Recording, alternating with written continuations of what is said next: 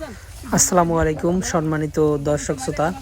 আজকে আপনাদের সামনে যেই ঘাসটি কাটা হচ্ছে এটি হলো সেই ডক্টর জহির স্যারের চীন থেকে আমদানিকৃত জারা ওয়ান হাইব্রিড ঘাস। এই ঘাসটি মূলত গরু, ছাগল, ভেড়া, মহিষ, গারল সব ধরনের গবাদি পশুর জন্য চাষ করা যায়।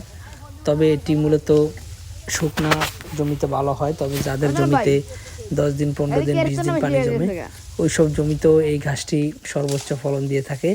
দেখেন আমাদের এই জমিটা মূলত নিচু জমি। আমরা অল্প কিছু মাটি উঁচা করে তারপর আপনার বেড তৈরি করে তারপর এই ঘাসগুলো কিন্তু আমরা লাগিয়েছি। এই ঘাসগুলো হলো আপনার 6 মাস বয়সের ঘাস। এটা একটু বয়স 1 মাসের মতো বেশি হয়েছে। তবে এই কাটিন যেগুলো এখানে হয়েছে এগুলো কিন্তু 100% পরিপক্ক। এই দেখেন এখানে আবার কাটিন আপনার নিয়ে আসা হয়েছে, তারপর এখানে শুকনো পাতা পরিষ্কার করে কাটিনগুলো কাটা হচ্ছে। এইসব কাটিন যদি আপনারা আপনাদের জমিতে রোপণ করেন তাহলে কিন্তু শতভাগ জার্মিনেশন হবে, অর্থাৎ 100% জার্মিনেশন হবে এই ঘাসের কাটিন।